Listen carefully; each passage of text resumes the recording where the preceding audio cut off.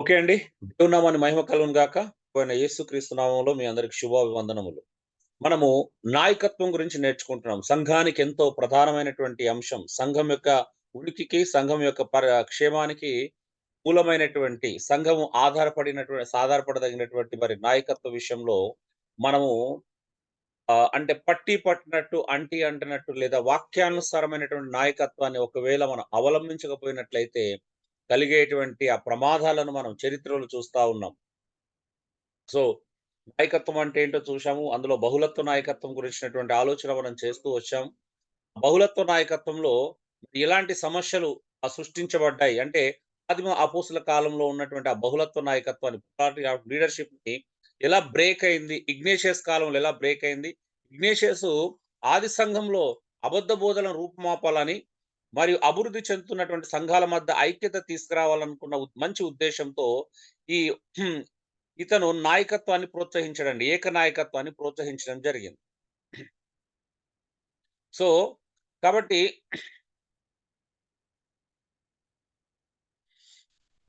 ఈయన ఆలోచన మంచిదే.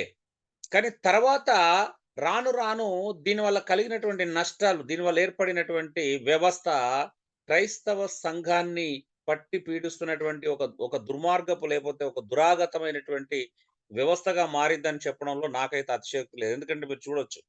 యాహ్! సో, ఇప్పుడు ఒక చిన్న ప్రశ్న ఉంది మీకు.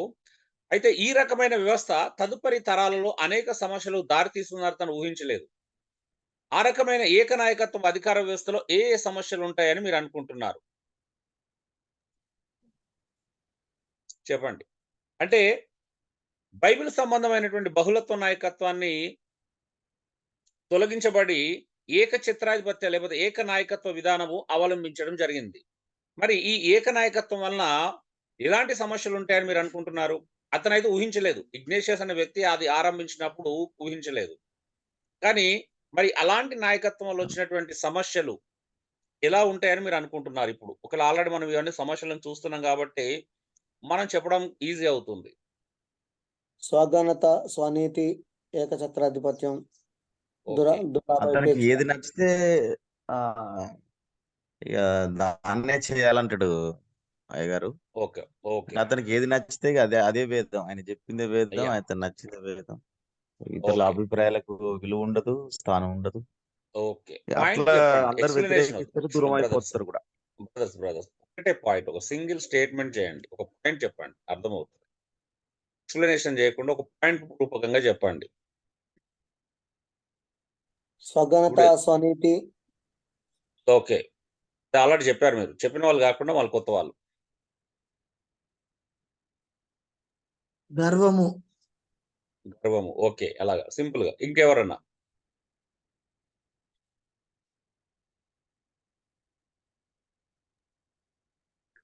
స్పందించాలండి. తన మాటే నెగ్గాలని. ఓకే. తన మాటే వేదం. ఓకే. అభద్రతా భావం ఉంటదన్న బాగా ఇన్‌సెక్యూరిటీ. భద్రతా భావం. ఓకే. కొంతమంది తెలియక కూడా భావాలనే అర్థాంతరాలు తెలియక మీరేం చెప్పాలనుకున్నారో మాకు అర్థం కాలేదు. ఓకే.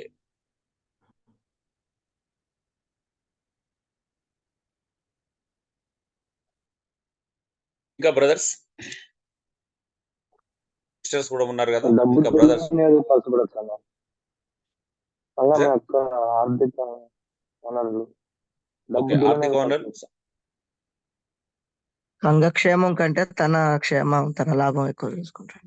ఓకే. సంఘక్షేమం కంటే తన లాభము ఎక్కువ చూసుకుంటారు. అన్ని కూడా ఒక్కడు చేయలేడు కదన్న విధులు అయ్యగారు. అని నేను సమస్య అడుగుతున్నా. అంటే ఎలాంటి సమస్య ఉంటదని అడుగుతున్నాను. మళ్ళీ మీరు నన్ను ప్రశ్నిస్తున్నారు. నేను జవాబు అడుగుతున్నా. మీరు నన్ను ప్రశ్న అడుగుతున్నారు.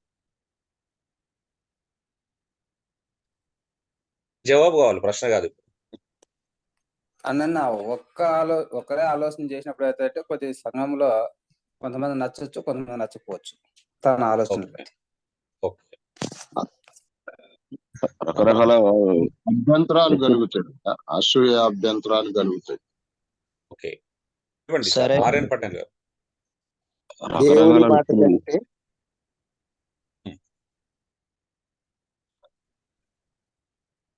సంఘము క్రీస్తుది అని గ్రహింపక తనదని ఆ భ్రమపడుతుంటాడు. ఓకే. సంఘంలో తన పెత్తనమే జరగాలి అనే నిర్ణయం ఉంటుంది. ఓకే. ఇంకా ఎవరైనా? వాక్యానికి విరుద్ధంగా మారిపోతాడన్న. ఓకే.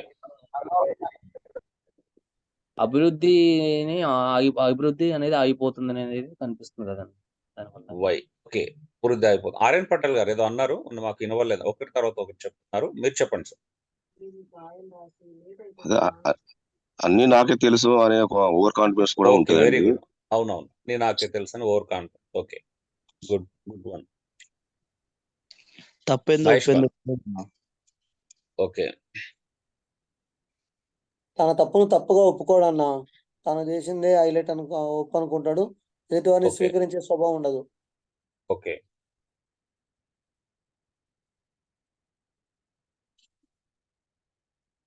ఓకే అండి. మీరు చెప్పిన సమస్యలన్నీ ఉంటాయి. అందులో డౌట్ లేదు. అయితే మనం సిస్టమేటిక్‌గా నేర్చుకుంటున్నాం కాబట్టి ఈక్వాలిటీ అనేది అంటే ఓకే. ఈక్వాలిటీ అనేది ఉండదు కావచ్చు. ఓకే. కళ్ళ ముందు కొన్ని నేను ఎలాంటి సమస్యలు ఉంటాయో చెప్తున్నాను. నెంబర్ 1 చెప్పండి. మీరు చూడండి. మీరు ఏవైతే సమస్యలు చెప్పారో వాటన్నిటిని మనం ఒక 6 పాయింట్స్‌లో మనం 5, 6 పాయింట్స్‌లో చూస్తాం. సో, అవన్నీ మీరు దీని కిందకొస్తాయి ఒకవేళ ఉన్నా గూడా. సో, అవసరాన్ని మించినటువంటి అధికారం. నెంబర్ 1 ఏంటి అంటే, ఒకే ఒక్కడు నాయకుడైతే సంఘానికి ఒకే ఒక్కడు నాయకుడైననుకోండి, అవసరాన్ని మించినటువంటి అధికారాన్ని ప్రదర్శిస్తాడు. దీన్ని అన్‌హెల్తీ కంట్రోల్ అంటాం. అంటే సంఘాన్ని గుప్పిట్లో పెట్టుకోవడానికి, సంఘాన్ని తన కంట్రోల్‌లో ఉంచుకోవడానికి. కంట్రోల్‌లో ఉంచుకోవడం అంటే అది వ్యక్తిత్వంతో కాకుండా, అంటే క్యారెక్టర్‌తో కాకుండా, గుణంతో కాకుండా, ప్రవర్తనతో కాకుండా, మాదిరితో కాకుండా, మాటతో లేపోతే తన ప్రవర్తనతో అంటే కంట్రోల్‌లో పెట్టుకోవడం అంటే ఇంకా ఆజ్ఞాపించేటువంటి విధానంలో నేను చెప్పిందే ఇంతకుముందు ఎవరన్నారు? నేను చెప్పిందే వేదం. నా మాటే వినాలి. సో, నా మాట వినకపోతే ఇష్టం లేని వాళ్ళు ఇక్కడి నుండి వెళ్ళిపోవచ్చు. నా మాటే వేదం. నేను చెప్పిందే జరగాలి అనేటువంటి తత్వం పెరుగుతుంది. ఒకే ఒక్కడు నాయకుడు అవ్వడం ద్వారా అనవసరమైనటువంటి అధికారాన్ని ప్రదర్శిస్తాడు.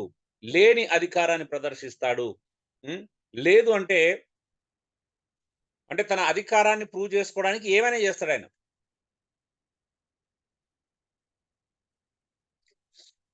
ఏమైనా చేయడం అంటే ఏంటిది అంటే ఏమంటారు?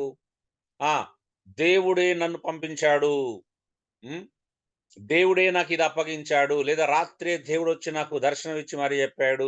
ఇలాగా వాళ్ళ అధికారాన్ని ప్రూవ్ చేసుకోవడానికి, వాళ్ళు నాయకులని ప్రూవ్ చేసుకోవడానికి, వాళ్ళు ఉపయోగించేటువంటి ప్రతిది అంటే ఎన్ని అవకాశాలుంటాయో, అన్ని అవకాశాలను వాళ్ళు వాడుకుంటారండి. ఇది మొట్టమొదటి ప్రమాదకరమైనటువంటి విషయం. రెండోది ఏకపక్ష నిర్ణయం అంటారు. రాంగ్ డిసిజన్ మేకింగ్ జరుగుతుంది. అంటే ఇంకెవరిని సంప్రదించడాయన. నిర్ణయాలు తీసుకునే దగ్గర సంఘాన్ని సంప్రదించడం గాని, ఇతరులను సంప్రదించడం గాని చేయడు. తనకు నచ్చిన నిర్ణయం తీసేసుకుంటాడు. అది ఆర్థిక పరమైనది కావచ్చు, లేదా ఆధ్యాత్మిక పరమైనది కావచ్చు, లేకపోతే ఏదైనా కావచ్చు. లేకపోతే సంఘంలో జరిగే ఒక కార్యక్రమంకి సంబంధించింది కావచ్చు. తనే ఒక్కడే నిర్ణయం తీసుకుంటాడు. ఇంకా నిర్ణయంలో ఎవరికీ అవకాశం కల్పించడు. దీన్ని అందుకే రాంగ్ డిసిజన్ మేకింగ్ అంటాం. అంటే తప్పుడు నిర్ణయాలు జరుగుతాయి. ఏకపక్ష నిర్ణయములు అన్ని తప్పుడు నిర్ణయాలే ఉంటాయి. సంఘాన్ని సంప్రదించకుండా, ఇతరులతో పంచుకోకుండా అంటే ఇప్పుడు నాయకులను పెద్దలు నియమించాలంటే తన నచ్చినోళ్ళనే నియమించుకుంటాడు. అవునా? బాధ్యతలు అప్పగించాలంటే తనకు నచ్చినోళ్ళకే అప్పగిస్తాడు. నిజమా కాదండి? అవునండి. అవును. వాస్తవమే. తన సొత్తు వారిని, తన ఇంటి వారిని ఆ! పెట్టుకుంటాడు. తన ఇంటి వారిని, తనకు నచ్చిన వారిని, తన ఫ్యామిలీ మెంబర్స్‌ను అందులో సంఘంలో ఉన్న తనకు ఎవరైతే కొంచెం ఆహ్, ఫేవరబుల్‌గా ఉంటారో, ఎవరైతే తనకు అనుకూలంగా ఉంటారో, అలాంటి వారికి ఆయన కొన్ని బాధ్యతలు అప్పగిస్తాడు. అవునా? అంటే అర్హతను బట్టి కాదు. అర్హతను బట్టి కాకుండా తనకు నచ్చిన వారికే ఏకపక్షంగా నిర్ణయాలు తీసుకుంటాడు. ఏదైనా కావచ్చు. సో, తద్వారా సంఘము ఎంత సఫర్ కావాలో సఫర్ అవుతుంది. సంఘము ఆధ్యాత్మికంగా గాని, ఆర్థికంగా గాని దీనివల్ల ఇబ్బందులు పడాల్సొస్తుంది. నష్టపోవాల్సొస్తుంది. ఏకపక్ష నిర్ణయం అనేది చాలా, చాలా, చాలా ప్రమాదకరమైనటువంటి విషయంగా మనం చూస్తాం. మూడోది ఒకే ఒక్కడు నాయకుడుగా ఉండడం వల్ల వచ్చే మరొక ప్రమాదకరమైన పరిస్థితి ఏంటి తెలుసా? ఎవరు ప్రశ్నించలేని పరిస్థితి నెలకొల్పబడుతది. అన్‌క్వెషనబుల్ అథారిటీ. ఇంకా ఆయన ఎదుగుతున్నప్పుడు ఆయన కొంచెం కొంచెం ఎదుగుతూ సమాజంలో కొంచెం పేరు ప్రఖ్యాతలు సంపాదించుకుంటున్నాడు అనుకున్నట్లయితే ఇంకా అతను తప్పుడు స్థితిలో ఉంటే ఇంకా అతను ఎవరు ప్రశ్నించలేరు. అవునండి? ప్రశ్నించగలుగుతారా అండి? అవును, ప్రశ్నించలేరండి. Yes. ఎప్పుడైతే నా జీవితంలో నేను చేసిన తప్పులను ప్రశ్నించే పరిస్థితిని నేను కోల్పోతానో దాని అర్థం ఏంటిదండి? నేను నా నాశనాన్ని నేనే కోరుకుంటున్నానే అర్థం. అవునా? నేను నాశనానికి Yes, దగ్గరవుతున్నానా? ఎదుగుతున్నట్టు అర్థం. అవునండి, సొంత నాశనం. అవును, అంటే కోరుకుంటున్నట్టే. యెస్. అంటే స్వనాశనానికి దారి తీస్తుంది. స్వకీయ నాశనానికి దారి తీస్తుంది. ఇప్పుడు ఈ రోజు ఎవరైతే మేము గొప్ప సేవకులం అనుకుంటున్నామో, ఎవరైతే సెలబ్రిటీ స్పీకర్స్ అనుకుంటున్నారో, ఇంకా వాళ్ళని ఎవరు ప్రశ్నించలేరు వాళ్ళ కింది వాళ్ళు. ఎందుకంటే వాళ్ళ కింది వారిని మరి ప్రశ్నించే పరిస్థితిలో ఎప్పుడు కూడా పెట్టుకోలేదు. అలాంటి అవకాశం కల్పించలేదు. అంటే వాళ్ళు వ్యాపారం చేసినా వారినెవరు వారి దగ్గరోళ్ళు ప్రశ్నించరు. బయటోళ్ళు ప్రశ్నించడం వేరు. ఎందుకంటే మనం మనలాంటోళ్ళని ప్రశ్నించినా ఆ ప్రశ్న వారి దగ్గర రీచ్ కాదు. రీచ్ అయినా వాళ్ళు దాన్ని పట్టించుకోవాల్సిన అవసరం వారికి లేదు. అవునా అండి? పట్టించుకుంటారా మనం ప్రశ్నిస్తే? పట్టించుకోరు. ఒప్పుకోరండి, యాక్సెప్ట్ చేయరు అసలు. ఇప్పుడు వాళ్ళ కింద అంటే వాళ్ళ చుట్టూ ఉన్న వాటి చుట్టూ ఉన్న వారి మధ్యలో వాళ్ళు ఎవరు వాళ్ళని ప్రశ్నించలేని పరిస్థితికి నెలకొల్పుతారండి. ప్రశ్నించలేని పరిస్థితి తీసుకొస్తారు.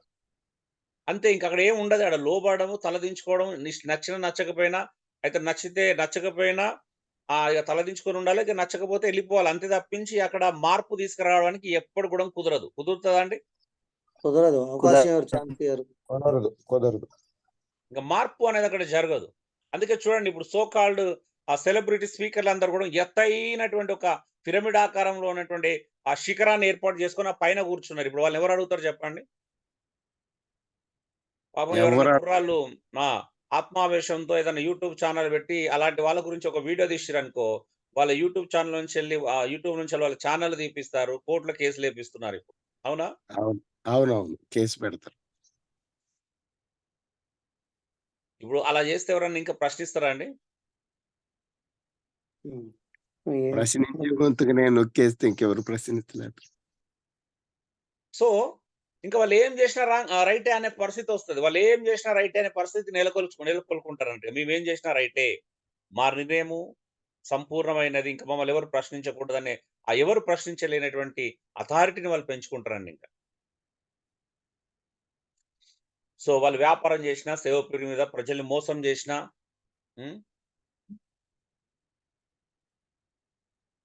మాకొకాయన ఉన్నాడు. పేద విధవరాలిని కూడా వదలడండి. ఆళ్ళని అడ్డు పెట్టుకొని కూడా కానుకలు పిండుతాడు. ఎంత పిండాలో అంత పిండుతారు.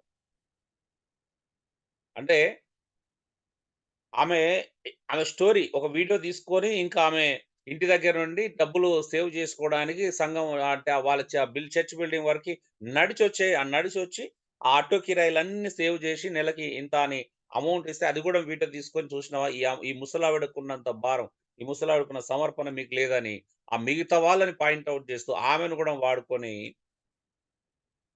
అది చేస్తున్నారు అంటే ఆలోచించండి. ఆ ప్లేస్‌లో మనం ఉంటే ఏం చేయాలా? అరే! మా అమ్మ మాకు ఇంత పెద్ద సంఘం ఉంది. కొన్ని కోట్ల డబ్బులొస్తున్నాయి. అమ్మ నువ్వు ఒక్కదానివి ఇవ్వకపోతే ఏమైతది? నీకోసం అవసరం ఉంటే నేను కారు పంపిస్తాను పంపియాలి. అవునా? అవునండి, సహాయం చేయాలి ఇంకా.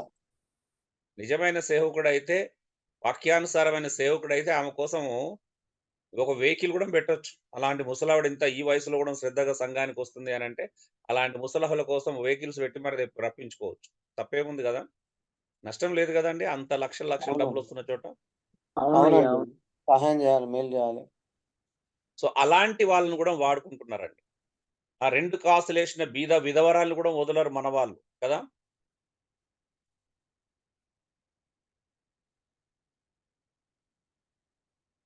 అలాంటి కథలనే పెట్టుబడిగా పెట్టుకొని మరి ప్రజలని కంట్రోల్‌లో పెట్టుకొని అంటే ఇట్లా చూడండి ఎవరు ప్రశ్నించలేరుగా వారిని. ఇంక అంతే.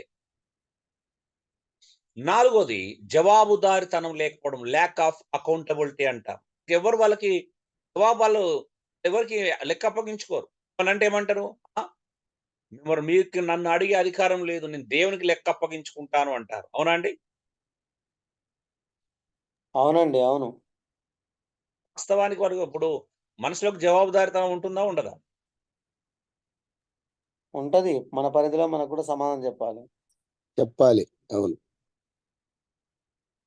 పౌలు చూడండి మీరు పరిచర్య అంతట్లో కూడా అపోస్తల కార్యంలో గాని, పత్రికలో కానీ పౌలును పేతును గమనించినప్పుడు వాళ్ళు ఎంత అకౌంటబిలిటీగా ఉన్నారో మీరు చూస్తే ఆశ్చర్యపోతారు. డబ్బుల విషయంలో కానీ, పరిచయ విషయంలో కానీ. అవునా? జవాబుదారితనం లేదు. ఇప్పుడు ఎంత డబ్బు వస్తుంది, ఎవరు లెక్క అప్పగించారు. ఏం చేస్తున్నారో లెక్క తెలియదు. వాళ్ళు ఎలా బ్రతుకుతున్నారో తెలియదు. ప్రైవేట్ లైఫ్ ఉంటుంది కొంతమందికి. సేవకునికి ప్రైవేట్ లైఫ్ ఉండదండి. Only transparent life. తేట తెల్లంగా క్షుణ్ణంగా ప్రజలకు కనిపించే జీవితం ఉంటది. Personal life, private life private life ఏముండదు. ప్రైవేట్ లైఫ్ అనేది ఓన్లీ భార్యతో గడిపేదే ప్రైవేట్ లైఫ్. ఇంకా అంతకు మించిన ప్రైవేట్ లైఫ్ ఉండకూడదు. అవునా? హలో, అవునండి, అవును. ఎస్ ఒప్పుకుంటారా ఈ విషయాన్ని? అవును, ఒప్పుకుంటున్నా. అవునండి, అవును, వాస్తవం. ఒప్పుకోవాల్సిందే. ఓపెన్ గా ఉండాలి. పాస్టర్లకు ప్రైవేట్ లైఫ్ ఏంటండి? చాలా పర్సనల్ మంది లైఫ్ రహస్య ఉంటుంది. జీవితాలు. పర్సనల్ లైఫ్ ఉంటుంది. అది భార్యతో గడిపినప్పుడే. ఎప్పుడు పడితే అప్పుడు కాదు. అవునా? అండి, అవును. భార్యతో తప్పించి ఇక భార్యతో ఒక పర్సనల్ లైఫ్ అంటే ప్రార్థన చేసుకోవడం, బైబిల్ చదువుకోవడం ఇలాంటిది ఉంటుంది తప్పించి ఇంకేం ప్రైవేట్ లైఫ్ ఉంటుందండి? సో జవాబుదారితనం ఉండదు. ఇలా చేస్తే ఇప్పుడు చూడండి, రవి జకర్యస్ లాంటి వాళ్ళు కూడా ఏమైంది అంటే ఇంకా వాళ్ళొక స్థాయికి వెళ్తే ఇంకా వాళ్ళ కింద చూడండి, ఈ 4 ఏర్పడితే చూడండి. అవసరాన్ని మించినటువంటి అధికారము, ఏకపక్షంగా నిర్ణయాలు తీసుకోవడం, ఎవరి ప్రశ్నించలేని పరిస్థితికి వెళ్ళిపోవడము, జవాబుదారితనం లేకుండా పోవడం. అంటే మంచి మంచి సేవకులు పడిపోయారండి ఈ విషయంలో. మంచి మంచి సేవకులను వాళ్ళని ప్రశ్నించకుండా చేసుకున్నారు. వాళ్ళ తప్పును సమర్థించుకోవడం ప్రారంభించారు. అడిగితే నీకేం లెక్క అప్పగించే, నేను దేవునికి అప్పగించుకుంటా, దేవుడు చూసుకుంటాడు. ఏమనంటే నన్ను శిక్షించును గాక, దేవుడు నన్ను శపించును గాక అన్నట్టు వాళ్ళ శాపనార్థాలు పెట్టుకున్నాడు పక్కోడు అడగకుండా. అవునా? అవును, అవునన్నా. మీరెవరు నన్ను ఎ- ప్రశ్నించడానికి ఆ. అని కూడా అంటున్నారు. సో ఎమోషనల్ గానో లేకపోతే ఏదో రకంగా కింది వాళ్ళను నోరు నొక్కేస్తారు అన్నట్టు, ఇంకా బ్లాక్ మెయిల్ చేసేసి సరే అవునా నేను తప్పు చేసినా అయితే చూద్దాం, దేవుడు నన్ను శిక్షిస్తలే, నీకెందుకు అదంతా అన్నట్టుగా ఒక భయంకరమైనటువంటి వాతావరణాన్ని నెలకొల్పుకుంటారు. అంటే సెక్యూర్ వాతావరణాన్ని క్రియేట్ చేసుకుంటారు వారి చుట్టూ. మాకు ఒక గ్రూప్ లో మేము ఒకప్పుడు ఒక గ్రూప్ క్రియేట్ చేసుకున్నాం లాంగ్ బ్యాక్, వాట్సాప్ స్టార్ట్ అయిన కొత్తలో. ట్రూత్ వర్సెస్ ట్రెడిషన్స్ అని. అంటే సత్యము మరియు ఆచారాల మధ్యలో ఉన్నటువంటి వ్యత్యాసముల గురించి మేము అలా చర్చించుకున్నాం. అందులో సో కాల్డ్ స్పీకర్ ఉండే మన ఆయన గురించి, అంటే ఆయనను ఒక ప్రశ్న వచ్చింది అన్నట్టు. ఆ ప్రశ్న అడగగానే ఆయన ఎమోషనల్ అయిపోయి మాకు పర్సనల్ గా ఒక వాట్సాప్ లో మెసేజ్ పెట్టాడు. ఏమని? ఇక నన్ను అందరికి చెప్పేయండి, నా బలహీనతలు అందరికి బయట ప్రచారం చేసేయండి. ఇంకా నన్ను ఇప్పటిదాకా నేను సంపాదించుకున్న నా పేరునంతా పాడు చేయండి, నా పరిచర్యను మొత్తము నేలమట్టం చేసేయండి అని ఇక పెడుతూనే అలా కంటిన్యూగా పెడుతూనే ఉన్నాడు. అంటే ఏమవుతుంది అంటే ఒక తప్పు చేసినప్పుడు సరిదిద్దుకోమని చెప్పినప్పుడు ఇలాంటి పరిస్థితులు నెలకొల్పబడడం మనం చూస్తా ఉన్నాం. ఒక బోధ మార్చుకోవాలనుకున్నప్పుడు, బ్రతుకులో ఒక సరి చేసుకోవాల్సిన విషయం వచ్చినప్పుడు జవాబుదారితనం లేకుండా ప్రవర్తించడం చాలా మందికి ఇష్టమండి. అందుకే ల్యాక్ ఆఫ్ అకౌంటబిలిటీ క్రైస్తవ సంఘాన్ని పట్టిపీడిస్తున్నటువంటి, నాయకత్వాన్ని పట్టిపీడిస్తున్నటువంటి మరొక ప్రమాదకరమైనటువంటి సమస్య. 5వది తప్పుడు మాదిరి. ఇలాంటి వాళ్ళందరూ రాంగ్ మోడల్‌నే ప్రదర్శిస్తారు. తప్పుడు మాదిరిని చూపిస్తారు. హ్మ్. కాళ్ళొత్తించుకోవడము, ఎంత సేవ చేయించుకుంటే అంత గొప్ప సేవకులనేటువంటి పరిస్థితి నెలకొల్పడము. ఆ! మళ్ళీ తర్వాత వీళ్ళని చూసి వాళ్ళని చూసి వాళ్ళు అలాగా సేవకుడంటే వాళ్ళతో కాళ్ళొత్తించుకోవాలి, ఇంట్లో పని చేయించుకోవాలా, విశ్వాసులతో ఇంట్లో కారు తుడిపించుకోవాలా, బైక్ తుడిపించుకోవాలి, ఇంట్లో ఆడవాళ్ళైతే ఇంట్లో వంటింట్లో పనులు చేయించుకునేటువంటి దుస్థితి చాలా సేవకుల కుటుంబాల్లో ఉంది. నిజమా కాదా చెప్పండి? వాస్తవం అండి, చాలా మంది కుటుంబాలు అట్లే ఉంది. సో పక్కన వీళ్ళని చూసి కూర్చొనియరన్న. ఆయన హ్మ్. ఉంటే ఆయన పక్కన సంఘ సభ్యులు ఎవరైనా సహోదరులు ఉంటే యూత్ పని చేయాలి కానీ పక్కన కూర్చొనియరు. ఎంతసేపు నిలబడాల్సిందే. ఎంత ఆ సీన్ చూడండి, ఒకసారి ఊహించుకోండి. ఆ సీన్ ఊహించుకొని యేసుప్రభు అది చాలా కోరుకున్నాడో లేదో మీకు అర్థమవుతది. అపోస్తలులు అలాంటి తప్పుడు మాదిరి ఎక్కడైనా చూపించారా?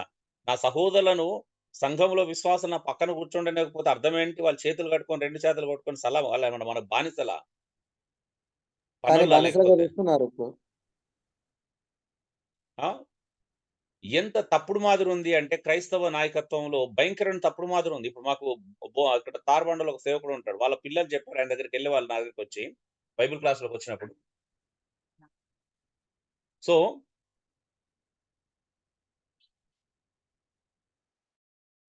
ఎంత భయంకరమైనటువంటి పరిస్థితి ఆలోచించండి.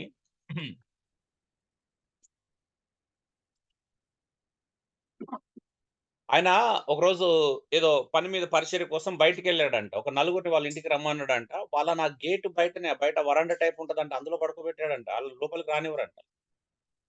పేరుకి మళ్ళా పెద్ద సేవకుడాయన. నేను చెప్తున్నప్పుడు షాక్ అయినా. అదేంటి? అంత భయంకరంగా ఎలా ట్రీట్ చేస్తారు? వీళ్ళు అలా ఎందుకు చేసిర్రంటే, అన్న వాళ్ళ ఫ్యామిలీ అంతా ఆర్మీ బ్యాక్‌గ్రౌండ్ అన్న. వాళ్ళు కొంచెం చాలా రూల్స్ అండ్ రెగ్యులేషన్ ఇట్లా ఇట్లా ఫాలో అవుతారంటే, దానికి క్రైస్తవ ప్రేమకు సంబంధం ఏంటి? వాళ్ళు ఏ ఆర్మీ నుంచో వస్తేంది? వాళ్ళ బ్యాక్‌గ్రౌండ్ ఏదైతే మనకేంది? క్రీస్తులోకొచ్చిన తర్వాత బ్యాక్‌గ్రౌండ్స్ అన్నీ మారిపోవాల్సిందే. ఆమేన్. ఆమేన్. అవును. ఆమేన్. ప్రేమ వ్యక్తపరచాలి. అవునండి. ఎవరు ఏ బ్యాక్‌గ్రౌండ్ అయితే మనకేంటండి? ఎవరు ఏ క్యాస్ట్ నుంచెళ్ళొస్తే ఇక్కడికొచ్చిందంటే ఇగోలు అన్ని ఇజాలు పక్కన పెట్టి అందరిని సమానంగా చూడడమే కదా ఇక్కడ. అవును.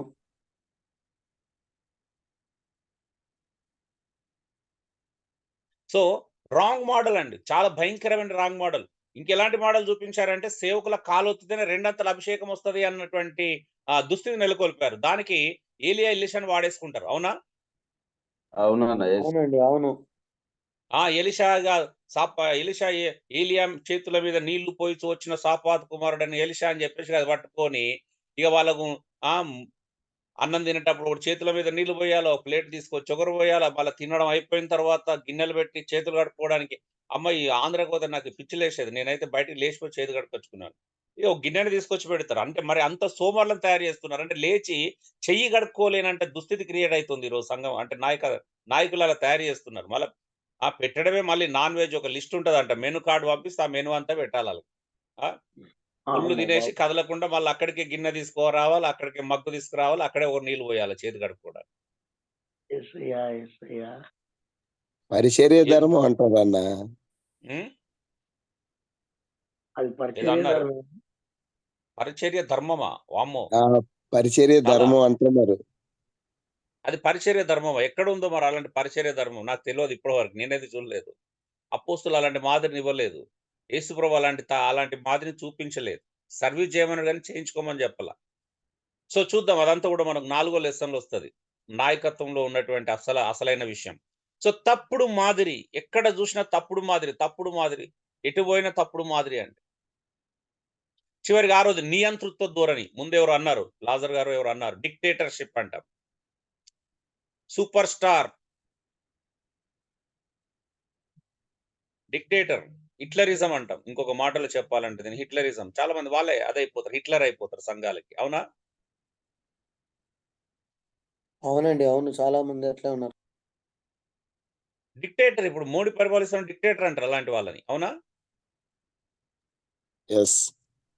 సో, ప్రజల యొక్క అభిప్రాయాలు అందులో ఉండవు. ప్రజల కోసం చేసేదేముండదు. అంతే ఇగ. నాకు నచ్చింది నేను చేస్తాను. హ్మ్. తుగ్లక్ పరిపాలన లాగా ఉంటదిగ. నాకు నచ్చిందే రైట్. నేనేం చేయాలనుకున్నా అదే రైట్ ఇంకా. దానికి ప్రజలతో సంబంధం లేదు. ప్రజల క్షేమం కలుగుతుందా? లేదా? అవసరం లేదు. అంతే ఇగ. చూడండి, ఎప్పుడైతే నాయకత్వ ధోరణి, నాయకత్వాన్ని మనం ప్రోత్సహిస్తామో, ఈ 6 భయంకరమైనటువంటి సమస్యలు ఏర్పడతాయి. ఇప్పుడు చెప్పండి, మన నేటి క్రైస్తవ నాయకత్వంలో, నేటి క్రైస్తవ సంఘాలలో ఇలాంటి 6 ప్రమాదకరమైన విషయాలు ఉన్నాయంటారా? లేరా అంటారా? చెప్పండి. యూనివర్సల్‌గా చెప్పినాం మేము. మీరు ఉన్నాయి. చెప్పిన ఉన్నాయి. లోకల్‌గా చిన్న చిన్న సమస్యలు చెప్పారు. ఉన్నాయన్న. ఇవే నడుస్తున్నాయి చాలా వరకు. 100% ఉన్నాయన్న. అవునన్న. ఇవే నడుస్తున్నాయి. మరి వీటిని మనం అంగీకరించొచ్చా? వీటిని సపోర్ట్ చేయొచ్చా? వీటిలో మనం ఉండొచ్చా పోనీ? ఉండకూడదండి. ఉండకూడదు, సపోర్ట్ చేయకూడదన్న. ఈ చిన్నయ్య పరలోకం తీసుకుపోవండి. సో, ఇవి చాలా ప్రమాదకరమైన యేసు ప్రభు ఏ నాయకత్వాన్నయితే కోరుకోలేదో, యేసు ప్రభు ఏ నాయకత్వాన్నయితే బైబిల్‌లో ఖండించాడో, స్వయంగా ఖండించాడు యేసు ప్రభు. అలాంటి నాయకత్వాన్ని మనం నేటి సంఘాల్లో పెంచి పోషిస్తున్నాము అనంటే, ఎంత పెద్ద సిన్నో ఆలోచించండి. ఎంత వాక్య విరుద్ధమో యేసు ప్రభు తలంపులకు, ఆలోచనలకు ఆయన నియమించినటువంటి సేవక నాయకత్వానికి ఇదంతా వ్యతిరేకమో కాదా? పూర్తి వ్యతిరేకం అండి. పూర్తి వ్యతిరేకం. అవునయ్యా.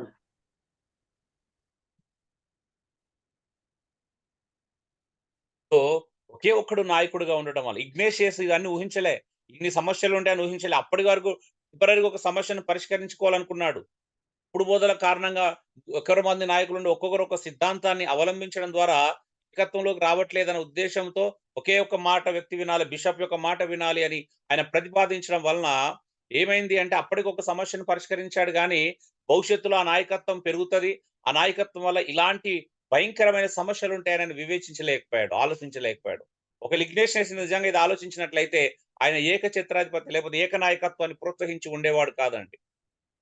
ఈరోజు మనం కొన్నిసార్లు మనం తీసుకునే సొంత నిర్ణయాలు, అందుకే అంటాను సొంత నిర్ణయాలు క్రైస్తవ సంఘానికి ఎప్పుడు కూడా మేలు చేయవు, సంఘానికి కీడే చేస్తాయి. ఎందుకనంటే యేసు ప్రభు కంటే అపోస్తులకు పునాది వేసిన ఆలోచన కంటే గొప్ప ఆలోచన ఈ భూమి మీద మనం ఎవరం కూడా చేయలేము.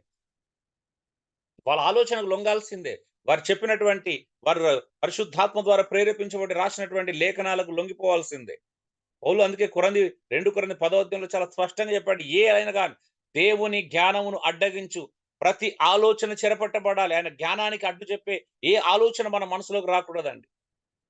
అవునంటారా కాదంటారా? అది విశ్వాసుల్లో గాని, నాయకుల్లో గాని దేవుని జ్ఞానాన్ని అడ్డగించే ఆలోచనలను మనం ప్రోత్సహించాల్సిన అవసరత లేనే లేదంటారు నేను. మీరేమంటారు? అవునవునన్నా అవునండి. అవునన్నా క్రీస్తు పాదం దగ్గర చెర పట్టుకొని తీసుకురావాలి. సో అలాంటి ప్రతి ఆలోచన చెరపట్టబడాలి. ప్రతి ఆలోచన చెరపట్టబడి క్రీస్తుకు మాత్రమే లోబరచబడాలి. ఇంకెవరికి మనం లొంగిపోదు. ప్రతి ఆలోచన తీసుకొచ్చి అక్కడ యేసుక్రీస్తుకు లోబరుచుకోవాలి అంతే. సో ఈ బోధ యొక్క ముఖ్య ఉద్దేశం కూడా అదే అండి. ఎవరు ఎంత గొప్ప సేవనైనా, మాకంటే నాకు తెలుసు చాలా మంది సీనియర్స్ ఉంటారు, చాలా మంది అనుభవజ్ఞులు ఉంటారు, చాలా మంది గొప్ప గొప్ప సేవకులుగా చలామణి అవుతున్నాం అంటారు. సరే, ఎవరు ఏ స్థాయిలో ఉన్నా, ఇలాంటి గొప్ప పరిస్థితిలో ఉన్నా వి డోంట్ కేర్. ఎందుకనంటే ఎవరైనా వాక్యానికంటే గొప్ప వాళ్ళు ఎవరు ఉండారు, వాక్యానికంటే మించినటువంటి పరిస్థితిలో ఎవరు ఉండారు.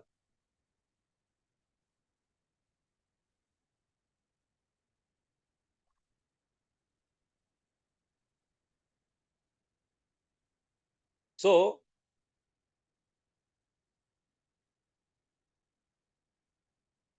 ఆలోచించండి. కాబట్టి దేవుణ్ణి ఆ మించినటువంటి అధికారం ఇచ్చేది లేదండి. ఎవరికి ఇవ్వాల్సిన అవసరం లేదు. కాబట్టి ఇవి చాలా ప్రమాదకరమైనటువంటి పరిస్థితులు. ఇవి మళ్ళీ గుర్తుపెట్టుకోండి. ఇది మర్చిపోకూడదు. సో గ్రంథకర్త డెరిల్ ఎం ఎర్కెల్ పెద్దలకు లేదా కాపర్లకు సంబంధించిన బహుళత్వం అభివృద్ధి చేయడం గురించి అద్భుతకరమైన అవలోకన సలహా ఇచ్చానండి. ఈయన పెద్దల బహుళత్వానికి ఇచ్చినటువంటి మంచి ఆలోచనలు ఏంటో చూద్దాం, మంచి సలహాలు ఏంటో చూద్దాం. నెంబర్ 1, స్థానిక సంఘము పెద్దల బహుళత్వ ఉపదేశ నిపుణతలు ఉపయోగించుకోవాలని.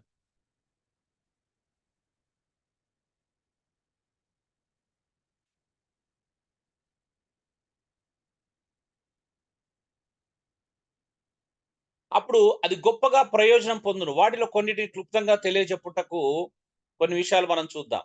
ఏంటిదో చూద్దాం. నెంబర్ 1, ఒక్కొక్కటి పరిశీలన. 1, ఎన్ని వరములున్నను, ఎంత గొప్ప వక్త అయినను ఎవరు కూడా సంఘములోని ఆత్మీయ అవసరములన్నిటిని గురించి మాట్లాడలేరు. నిజమా కాదు చెప్పండి. ఇప్పుడు మీరే ఉన్నారు ఇక్కడ, ఒక 45 మంది పైన ఉన్నాము. మీలో మనములో ఎవరమైనా చెప్పగలుగుతారా, నేను సంఘములో ఉన్నటువంటి ప్రతి ఒక్క వ్యక్తి యొక్క ఆత్మీయ అవసరతలన్నిటిని నేను తీర్చగలను అని ఎవరైనా చెప్పగలుగుతారా? ఎవరు చెప్పలేరండి. చెప్పలేమన్నా. కనీసం ఒక 50% నేను ఆధ్యాత్మిక అవసరతలను తీర్చగలను, నా దగ్గర అంత సామర్థ్యం ఉంది అని ఒప్పుకునే వాళ్ళు ఉన్నారా మీలో ఎవరైనా? లేమన్నా. కొద్ది గొప్ప హెల్ప్ చేస్తారు. మరి ఎందుకండి ఎందుకు మనకు అవన్నీ? నిజంగా నేను ఎన్ని తెలిసినా, అంటే ఎన్ని వరాలు ఉన్నప్పటికీ కూడా నేను కూడా సంఘం యొక్క అవసరతలన్నిటిని తీర్చలేను. మరొక అవసరత ఎప్పటికి కూడా కొదవగానే ఉంటుంది. మేము చిన్నప్పుడు చదువుకున్నప్పుడు మాకు ఒక సారు ఉండేవాడు. అతను స్కూల్ స్టార్ట్ చేశాడు, మాతోనే స్కూల్ స్టార్ట్ చేశాడు. ఆయన ఒక్కడే ఉండే కరెస్పాండెంట్. ఆయన స్కూల్ స్టార్ట్ చేసిన తర్వాత అప్పుడే ఇంకా డెవలప్ చేసుకుంటున్న టైంలో ఆయన ఒక్కడే అన్ని సబ్జెక్టులు బోధించేవాడు. మాకు వచ్చి 6 సబ్జెక్టులు ఆయన బోధించేవాడు. పాపం మాక్సిమం అన్ని సబ్జెక్టులు ఆయన బోధించేవాడు. తప్పదు, ఎందుకంటే ఆరంభంలో ఉంది, ఇంకా టీచర్లు రాలేదు. ఆ టీచర్లు వచ్చినా కూడా ఒకరికి ఎక్స్పీరియన్స్ లేకపోవడం, ఒకరు సరిగా చెప్పకపోవడం ద్వారా ఈయన అన్ని కవర్ చేసుకునేవాడు.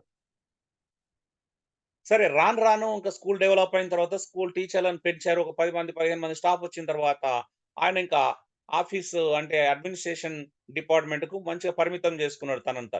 అంటే ఇప్పుడు ఏంటి అంటే ఇక్కడ విషయం ఏంటంటే అది వేరు కంప్లీట్ గా. కానీ సంఘంలో అలా కాదు. సంఘంలో ఒక్కొక్క అవయవానికి ఒక వరము దేవుడు ప్రత్యేకంగా ఇచ్చినప్పుడు సంఘంలో ఎవరి వరం వారికి ఉంటున్నప్పుడు మరి అన్ని వరాల యొక్క అవసరత సంఘంలో గుర్తించకుండా నేను ఒక్కరినే చేస్తాను, అన్ని నేనే నా చేతుల మీద జరగాలి అని ఎవరైనా పట్టుబట్టుకొని కూర్చొని తన అధికారాన్ని స్థాపన చేయడానికి ప్రయత్నం చేయడము ఎంత మూర్ఖత్వము, ఎంత అజ్ఞానము, ఎంత అవివేకము ఆలోచించండి. ఎంత వాక్యానికి వ్యతిరేకము ఆలోచించాలా. ఎవరు మాట్లాడరులేండి. అప్పుడప్పుడు చూస్తాం కదా మనము పేపర్‌లో కొంతమంది 9 ఆత్మవరములు కలిగిన దైవ సేవకులు అంటే ఉండే అంత అంటే 9 వారములు కాదు. నేను ఆయనలో 2 వారాలు కూడా సరిగ్గా చూడలేదు. తప్పుగా అనుకోకండి. ఎందుకంటే నేను దగ్గర నుంచి అబ్జర్వేషన్ చేశాను కాబట్టి చెప్తున్నాను. అంటే మనం పేపర్‌లో వేసుకున్నంత మాత్రం 9 వారాలు వచ్చేస్తాయండి? రావండి. సో, ఎన్ని వరాలు అనేది మీరు చూడండి. ఇప్పుడు పరిశుద్ధాత్మ దేవుడు ఇచ్చిన వరాలు ఒకసారి పరిశీలించుకోండి. బుద్ధి వాక్యము, జ్ఞాన వాక్యము, విశ్వాసము, వివేచన ఎంతమందికి ఉంది చెప్పండి ఇప్పుడు? సరే స్వస్థతలు, అద్భుతాలు చేయడం, భాషలు మాట్లాడడం, భాషలకు అర్థం చెప్పడం అవి కొంతమంది లోపల ఉందామనుకుందాం. సరే అందులో భాషలు ఎక్కువ భాషలు మాట్లాడే వారమే పనిచేస్తుంది. మిగతా వారాల సంగతి ఏంటి మరి? అద్భుతాలు ఎంతమంది చేస్తున్నారు? స్వస్థతలు ఎంతమంది చేస్తున్నారు? సరే అందులో భాషలు మాట్లాడడం, స్వస్థతల వారం 2 ఎక్కువగా పనిచేస్తున్నాయి అనుకుందాం. మరి మిగతా వాడు భాషలకు అర్థం చెప్పేటోళ్ళు మనం రేర్‌గా చూస్తాం. అసలు ఉండనే ఎప్పుడు ఉన్నారా లేదా డౌట్ వస్తది ఒక్కోసారి. అద్భుతాలు చేసేటోడు మరి బుద్ధివాక్యం యొక్క పరిస్థితి ఏంటి? జ్ఞానవాక్యం యొక్క పరిస్థితి ఏంటి? వివేచన వరం ఎక్కడ? విశ్వాస వరం ఎక్కడ? ప్రవచన వరం ఎక్కడ? ఈ 5ను మనం చూడం. 5 ప్లస్ అద్భుతాలు చేయండి. ఈ 6 చూడం. సో, 7వ స్థానంలో భాషలకు అర్థం చెప్పే వరం వస్తుంది. ఈ 7 మనకు కనిపించవు. ఏమన్నా కనిపిస్తే ఆ 9 వరాల్లో 2 ఎక్కువ కనిపిస్తాయి. ఒకటి భాషలు బడబడ అది మొదటి ప్లేస్‌లో ఉంది. రెండో ప్లేస్‌లో స్వస్థత వరం అనేది పనిచేస్తుందని చెప్తున్నారు గానీ, అది కూడా ప్రశ్నార్థకమే కదా!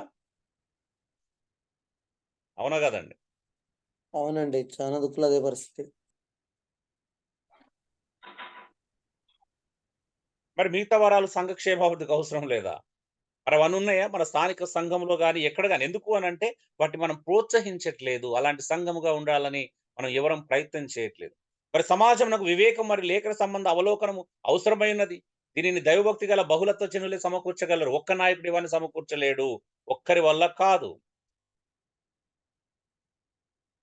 అవునండి. అవును. చూడండి. ఎన్ని వరములున్నను, ఎంత గొప్ప వక్తైనను సంఘం యొక్క అవసరతలన్నీ తీర్చలేరు అనే విషయాన్ని మీరు గ్రహించాల. త్వరగా వెళ్దాం. రెండోది, వారు బహిరంగంగా మాట్లాడు విషయంలో వాస్తవములు తెలిపిన బహుళత ఉపదేశకులు ఒకరికొకరు బాధ్యులయ్యుందురు. నేను ఎప్పుడన్నా బహిరంగంగా ఒక బోధ చేసినప్పుడు నాకు బహుళత్వ నాయకత్వం ఉండడం వలన ఏమవుతది అనంటే నేను తప్పుడు బోధ చేసినప్పుడు ఆ! బాధ్యత వహించాల్సొస్తది. అవునా అండి? నేను ఒక తప్పుడు స్టేట్‌మెంట్ చేసినా, తప్పుడు బోధ చేసినా, నాతోటి ఇంకో జతపని వారున్నప్పుడు నేను చేసిన బోధకు నేనే బాధ్యత వహించాల్సొస్తది. అవునా? అవును. అవునండి. అవును. రెస్పాన్సిబిలిటీ. అవును. అప్పుడు సంఘము విభిన్న పూజా సిద్ధాంతపు పథంలోకి పడిపోవటకు అవకాశం తక్కువ. అంటే రకరకాల బోధలకు, రకరకాల సిద్ధాంతాలు పడిపోకుండా ఉండడానికి అవకాశాలు తక్కువ ఉంటాయి. భయముంటుంది. ఓకే. ఇప్పుడు నేను తప్పుడు మాట్లాడితే నా తోటి జత పని వారు నన్ను ప్రశ్నిస్తారు. నేను వారికి బాధ్యత వహించాలని, నేను చెప్పిన దానికి బాధ్యత వహించాలనేటువంటి భయముంటుంది. మరి ఈరోజు ఆ భయం ఎవరికైనా ఉంటదా? ఇప్పుడు స్థానిక సంఘంలో ఇప్పుడు లేకపోతే ఎవరికి వాళ్ళే రాజులు గదా! మాట్లాడే దగ్గర. అవునా? అవునండి. తానే ఏకచక్రాధిపతి మొత్తం. ఇప్పుడు ఒకవేళ నేను వచ్చి మీ సంఘంలో కూర్చున్నారనుకోండి. మీరేం చేస్తారు చెప్పండి ఇప్పుడు? మీరు సండే రోజు మీరు ప్రసంగించే టైం నేనొచ్చి కూర్చున్నాను అనుకో. నాలాంటోడొచ్చి కూర్చుంటే ఏమైతదో ఒకసారి ఆలోచించండి. హలో! మీ గురించి తెలియని వారైతే నువ్వొచ్చి ఎందుకు కూర్చున్నావు? ఎవరు నువ్వు బయటికెళ్ళి అంటారు. తెలిసిన వాళ్ళమైతే అన్న అవకాశం ఉంది వాడుకోండి అంటాం మేమైతే. కాదు. సంఘాన్ని కాదు. కాదు. సద్వినియోగం చెప్తాం. నేను అలా అడగట్లేదు. ఇప్పుడు మీరు వాడుకోవడం కాదు ప్రసంగిస్తున్నారండి. చెమటలు చెమటలు పడతాయన్నా. ఇప్పుడు నా గురించి మీకు తెలుసు కదండీ. నేను తెలిసిన వ్యక్తిగా మాట్లాడుతున్నాను. నేను ఇప్పుడు మీరు ప్రసంగం అయ్యగారు మీ సంఘానికొస్తాను. నేను మీ ప్రసంగం వింటాను వచ్చాననుకో ఇప్పుడు ఏం చేస్తారు మీరు? తప్పుడు వెల్కమ్. బోధ వెల్కమ్. చేయకుండా వెల్కమ్. తప్పేమన్నా బోధిస్తున్నానా అని పరీక్షించుకుంటూ మాట్లాడతాం. ఓకే. అంటే నేను లేకపోతే మీరు ఇష్టానుసారంగా మాట్లాడతారన్నమాట. ఆ, అంతే కదా! అది. అంటే జాగ్రత్త పడతామండి. చాలా విషయాల్లో బహు జాగ్రత్త పడాల్సొస్తది. అది వాస్తవం అన్న. ఇప్పుడు నేను లేకపోతే మీరు కింగ్సే కదా! ప్రీచింగ్‌లో ఓ మిమ్మల్ని అసలు మించినోళ్ళు ఎవరు లేరు కదా! అంతే మీరు వచ్చేంత వరకు అంతే. దుమ్ము దులిపేస్తారు కదా! ఆదివారం బల్లలు గుద్దిరంటే పగిలిపోవాలి ఒకవైపు. ఆ! మైకులు కూడా పనికి రావద్దు. అంటే మైకులు కూడా పగిలిపోతాయేమో కొన్నిసార్లు. అవునా? అవునవును. అంటే ఇప్పుడు మనల్ని ఎవరు అబ్జర్వేషన్ చేసేవాళ్ళు లేకపోతే, మనకంటే వాక్య జ్ఞానం తెలిసిన వాళ్ళు మనతో పాటు లేకపోతే, ఎక్కువ జ్ఞానం ఉన్నోళ్ళు లేకపోతే, మనం ఏం చెప్తే అదే వేదం కదండి. మనం ఏం చేస్తే అదే రైట్ కదా.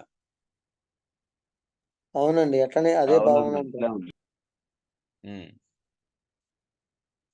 3 ఉపదేశకుల సామూహిక బహుళత్వము సంఘమును సిద్ధాంతపరంగా సమతూకములో ఉంచునండి. సిద్ధాంతపరంగా ఎలా ఉంచుంది?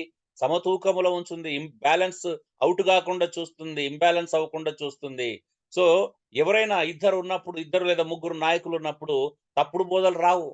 ఇప్పుడు చూడండి, మన సంఘంలోనే కదా, ఇప్పుడు యెహోవా సాక్షులు కానీ తల్లి దేవత సంఘంలో ఉన్నటువంటి ప్రతి విశ్వాసం ఎక్కడి నుండి వచ్చిన వాళ్ళండి?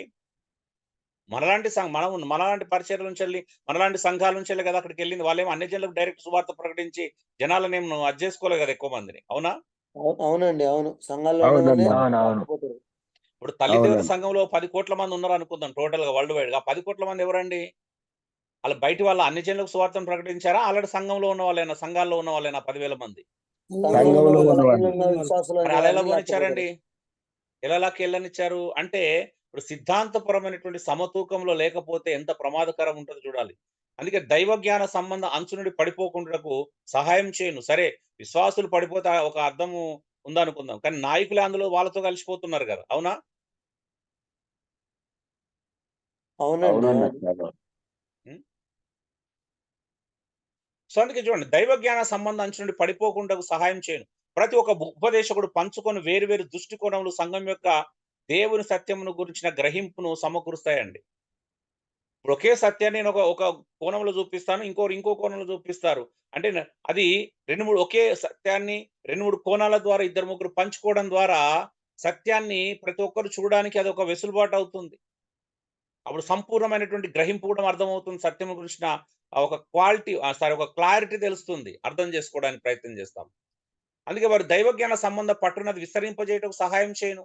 ఈరోజు చాలా మంది సోమరిపోతులు అవ్వడానికి గల కారణం ఏంటి? ఈరోజు చాలా మంది లేఖనాలను పరిశోధించకపోవడానికి గల కారణం ఏంటి? లేఖనాల పట్ల ఆ నిర్లిప్తత గల కారణం ఏంటి? సత్యమును గురించినటువంటి విషయములలో పరిశోధకులుగా కాకుండా ప్రేక్షకులుగా ఉండడానికి గల కారణం ఏంటి అని అంటే, మన పక్కన మరొకరు ఉంటే ఏమైతది, మనం అబ్బా నేను కూడా ఇంకొంచెం తెలుసుకోవాలని పరిశోధించే వాళ్ళం. అసలు మన పక్కన అలాంటి జ్ఞానం కలిగినటువంటి వ్యక్తులు లేరు కాబట్టి మనకు దైవ జ్ఞాన సంబంధం పట్టు లేదు ఈరోజు. ఉందా అండి? అవునన్నా లేదు. లేదండి. గట్టిగా ఎవరైనా మనం ప్రశ్నిస్తే బెబ్బెబ్బెలు వస్తాయి మనకిప్పుడు. అవునా? వాస్తవమే అండి. వాస్తవం అంటే ఎక్కువ నేర్చుకోవాలని ఆతృత లేకపోవడం, చాలులే అని తృప్తి పడాల్సి వస్తుంది అన్నట్టు. హ్మ్. సో అందుకే బైబిల్ సంబంధమైన వివరణను సేకరించడం కష్టపడి పనిచేయడం అవసరమని ప్రదర్శించును. అంటే నా పక్కన మరొకరు జ్ఞానవంతులు ఉంటే అప్పుడు నేను కూడా ఆ జ్ఞానంలో అభివృద్ధి చెందాలని నేను కష్టపడి పనిచేయడానికి నా అవసరతను పెంచుతుందా లేదా? అబ్బో!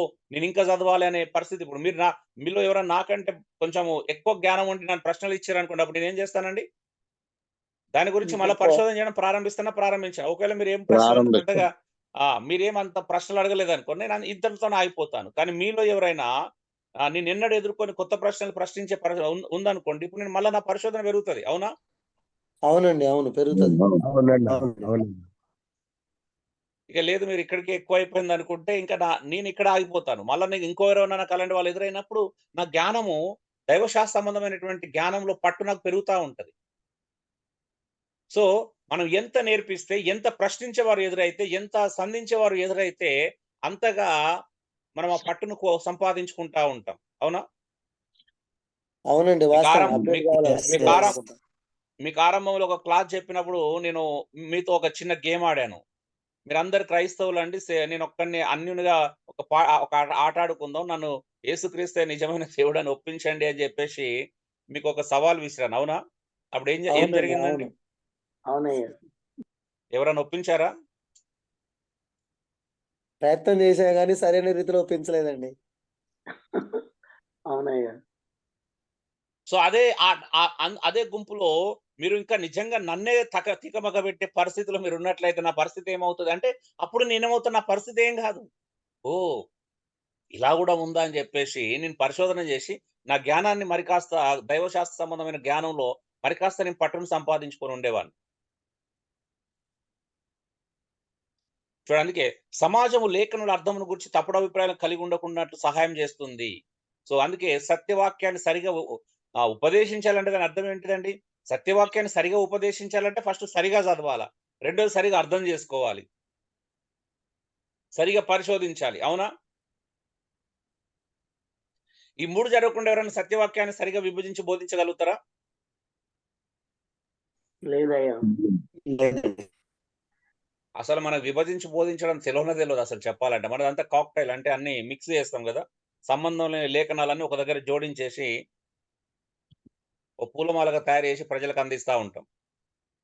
అది ఏ పువ్వో, ఏంటో, ఏది ఎందులోకెళ్ళి ఏ వాసన వస్తుందో ప్రజలకు అర్థం గాదు. అసలు ఏం పువ్వులు తీసుకొచ్చుకున్నామో కూడా అర్థం కాదంట. అలా ఉంటది.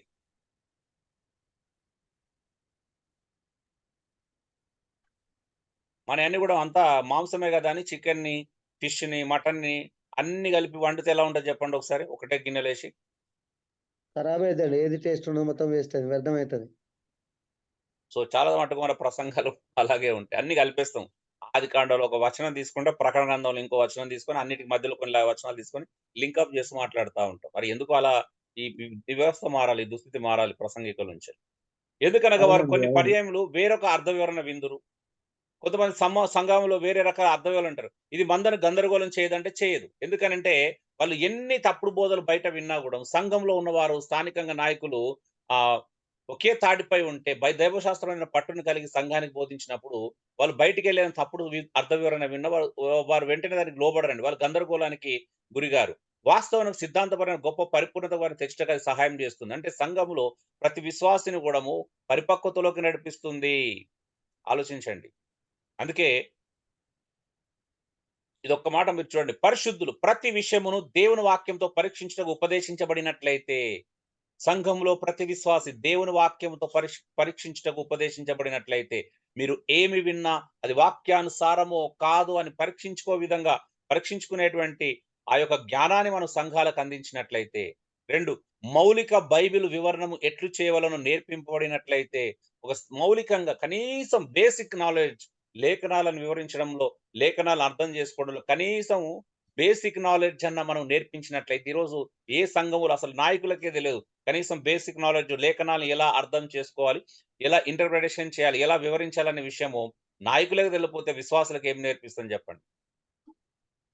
3 సనాతనాచార పాత్ర లోపల అనేక దైవ జ్ఞాన సంబంధ విషయంలో గురించి అంగీకరింపదగినవి నానా విధములైన వివరములు ఉన్నవని ఎరుక చేయబడినట్లయితే, ఒక లేఖనం తీసుకొని ఈ లేఖనానికి ఇన్ని తప్పుడు అభిప్రాయాలు ఉన్నాయి, ఈ లేఖనానికి ఇన్ని తప్పుడు ఇంటర్ప్రిటేషన్స్ సమాజంలో నెలకొల్పబడుతున్నాయి అని ముందే చెప్పి, మరి అందులో సరైన అర్థ వివరణ ఇదే ఉంటుంది అని చెప్పగలిగినట్లయితే ఎంత బాగుంటుందో ఒకసారి ఆలోచించండి. అవునా? యేసుప్రభు ఉన్న అవునండి. కాలంలో కూడా లేఖనాలను చాలా మంది తప్పుగా అర్థం చేసుకున్నారు. అంటే యేసుప్రభు అందుకే మాట్లాడతాడు. ఎలాంటి ఎగ్జాంపుల్ ఇప్పుడు ఒకడొచ్చారు అంటే శాస్త్రుల పరీక్షలు వచ్చి ఏమన్నారు, ఒకనికి ఒక భార్య ఉంది. ఆ భర్త చనిపోయాడు. ఆ ఒక్కడు చనిపోయాడు. తనకి 7 అన్నదమ్ములు ఉండిరి. ఈ 7 ఈమె ఏడుగురి భూమి మీద ఉన్నప్పుడు 7 భార్య అయి ఉన్నది. ఇంతకీ పరలోకం వెళ్ళిన తర్వాత ఆ 7 ఈమె ఎవరికి భార్య అయితదని ప్రశ్నించారు. అవునా? కాబట్టి యేసుప్రభు ఏమన్నాడు?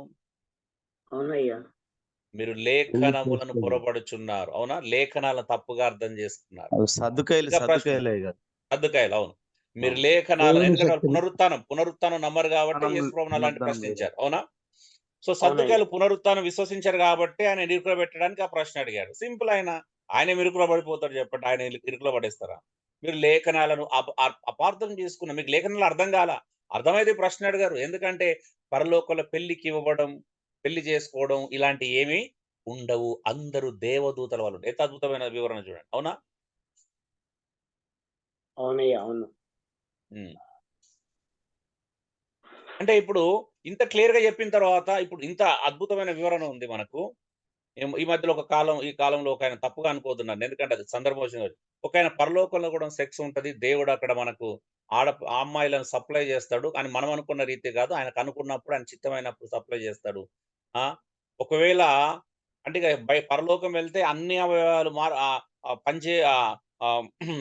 పనిచేస్తే గాని అదొక్కటే అవయవం పనిచేయదా అని లాజికల్ క్వెషన్ దానికి మళ్ళా. మరి ఏంటిదండి ముస్లిమ్స్ ఇది అదే రైట్? ఏకీభవిస్తారు కదా. ముస్లిమ్స్ అందరూ అదే నమ్ముతారు కదా. ఆ? ముస్లిమ్స్ అందరూ అదే ఏకీభవిస్తారు కదా. దాన్నే ఫాలో అవుతారు కొంతమంది.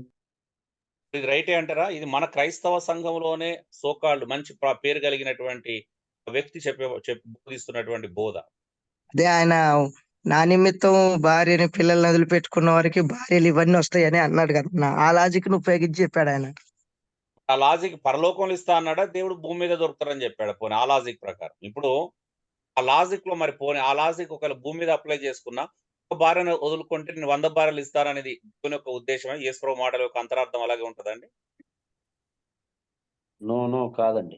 లేదన్నా లేదు. వాళ్ళు లేఖనాలు అప్లై సరిగా అర్థం కాక వాళ్ళకి అదే లేఖనాలు అప్లై పిచ్చినట్టుకుండి చేసుకుంటే ఇప్పుడు పేతురు వచ్చి ప్రభా నిన్ను వెంబడిస్తున్నాం అన్ని కోల్పోని మాకేమొస్తది అని అడిగాడు. ఏమన్నాడు? ఇహమందు హింసలు ఉంటాయని చెప్పాడు మొట్టమొదటి. అవునా? పరలోకమందు నిత్య అవునండి. జీవం దొరుకుతది. పరలోకమందు నిత్య జీవం దొరుకుతది. ఇహమందు హింసలతో పాటు అన్నాడు. హింసలతో పాటు నా నిమిత్తం మీరు ఏదైతే కోల్పోన్నారో అది 100 రెట్లు పొందుతారన్నాడు. అది ఇహమందు పొందుతారన్నాడా? పరలోకమందు పొందుతారన్నాడా? ఒకసారి లేఖనం చూడండి. ఇప్పుడు దాన్ని నొక్కి నొక్కి చెప్పి పరలోకమందు నిత్య సుఖమునిస్తాను, నిత్య సుఖమునిస్తాను అన్న మాట ఏం లేదాడ. నిత్య సుఖం అంటే నిత్య సుఖం అనేది ఎందుకు నొక్కి చెప్పారు అలాగా? శరీర సంబంధించిన సుఖం అక్కడ పరలోకంలో దొరికేది. పరలోకంలో నిత్య జీవం ఒక్కటే ఇహమందు అన్ని ఇస్తాడు. అసలు అర్థం ఉంటుందా పరలోకంలో అది ఉన్నది అంటే అది పరలోకం ఎలా అవుతుందండి మళ్ళీ? కాదు ఇక దీన్ని ఏమంటారు చూడండి. ఇప్పుడు ఇంత భయంకరమైన తప్పుడు బోధ అంటే క్రైస్తవ్యాన్ని టోటల్ భ్రష్టు పట్టించే బోధ అది. ఒక టోటల్ క్రైస్తవ్యానికి మొత్తం బైబిల్ విరుద్ధమైనటువంటి అది. అరే చిన్న చిన్న విషయాలైతే అది వేరు విషయం. ఇలాగా ప్రాబ్లం అవుతుంది. ఏదైనా సిద్ధాంతపరమైన విషయాల గురించి అసమగ్ర పరిష్కారం తీర్మానించుకోకూడదని ముందు జాగ్రత్త హెచ్చరిక చేయబడినట్లయితే ఇలాంటి కొత్త కొత్త సిద్ధాంతాలు రావు అప్పుడు. చూడండి ఆయన దగ్గర ఉండే 10,000 మంది కావచ్చు, ఎంతమంది సేవకులున్నా వాళ్ళందరూ అది నమ్ముతున్నారంటే అది ఎంతమంది మీద ప్రభావితం చూపిస్తుంది ఆలోచించండి ఒకసారి. ఇప్పుడు పెద్ద సేవకులు ఎంత చిన్న తప్పు చేస్తే అంత ప్రభావం ఉంటుంది. అదే వాళ్ళు పెద్ద తప్పు చేస్తే క్రైస్తవ సంఘం అంతా ఎంత నాశనం అవుతుందో ఒకసారి ఆలోచించండి. ఇప్పుడు మీరు ఒక తప్పుడు అవగాహనతో సంఘంలో మాట్లాడితే మీ దగ్గర ఉండే 50 మందికి ఎఫెక్ట్ అవుతుంది. కానీ అలాంటి వారు మాట్లాడడం ద్వారా ఇప్పుడు అతని కింద ఉన్నటువంటి ఒక 10,000 సంఘాలు ఉంటే 10,000 సంఘాల మీద ప్రభావం పడుతుందా పడదా చెప్పండి? పడుతుందండి, పడుతుంది. పడతారు. ఇప్పుడు మా బాధ ఏంటి అంటే ఇప్పుడు మీలాంటి వాళ్ళు చిన్న చిన్న సంఘాలు తప్పు చేస్తే మెల్లగా సరిదిద్దుకున్న ప్రాబ్లం ఉండదు. కానీ ఇలా పబ్లిక్ స్టేట్మెంట్లు ఇలా పబ్లిక్ బోధిస్తా ఉంటే వాళ్ళతో కలిసి పనిచేసే వాళ్ళు కాదు, బయటి వాళ్ళ మీద కూడా అది ఎంత తీవ్రమైన ప్రభావితం చూపిస్తుందో ఒకసారి ఆలోచించాలి. అందుకే చాలా మంది బైబిల్ విద్వాంసుల కొరకు గాని సోమరులకు గాని వ్రాయబడలేదండి. కాబట్టి లేఖనంలో అధ్యయనం చేయటం వారిలో ప్రతి ఒక్కరూ శ్రద్ధ గలవారు ఉండవాలని దేవుడు ఆదేశించున్నాడు అని బోధింపబడవలెను. బైబిల్ విద్వాంసుల కొరక సోమరుల కోసం అని రాయబడింది. హలో, దేవుడు ఏ రకమైన సోమరులను ప్రోత్సహించాడు బైబిల్లో? అవునండి, సోమర్తనాన్ని దేవుడు ప్రోత్సహిస్తాడా? మేల్కొల్పుతాడు. దేవుడు సోమరులకు అన్నం తీసుకొచ్చి పెడతాడు కదా, లేవలేకపోతున్నారని నోటి దగ్గర తీసుకొచ్చి పెడతాడా? గద్దిస్తాడు. మన వారం అంతా ఏం ప్రిపేర్ కాకపోయినా ఆదివారం నాడు పులిపీఠం మీద నిలబడగానే ఒక ప్రసంగం ఇచ్చేస్తాడు దేవుడు. ఇస్తాడా? ఇవ్వడు. ప్రార్థన లేకుండా, సిద్ధపడలేకుండా. చాలా మందికి ఇస్తున్నారని విన్నాను నేను. నిలబడితే వస్తాయంట అప్పుడు. అదే అంటారండి, వాస్తవం చాలా మంది అదే అంటారు. నీ నోరు బాగుగా తెరుము, దాన్ని నింపుతాను అన్నాడు గారు. ఆ వాక్యాన్ని ఉపయోగించుకో. అవునా? బాగా 15 నిమిషాలు సైలెంట్ గా ఉంటారు. అందరు బాగా నోరు తెరిచి మాట్లాడండి ఒకసారి. ఆ సందర్భం వేరండి. అన్నా మరి అట్లయితే విశ్వాసులు కూడా నోరు తెరిస్తే నింపుతాడు కదా, మరి బోధించాల్సిన అవసరం. అవును, ఎవరికి వారు ఇంట్లో కూర్చొని నోరు తెచ్చుకుంటే అయిపోతుంది కదా. ఇప్పుడు సంఘం ఎందుకు, సహవాసం ఎందుకు, ఇవన్నీ ఎందుకు? అవునండి. ఎక్కడో అక్కడ నోరు తెచ్చుకొని కూర్చుంటే అయిపోతుంది కదా.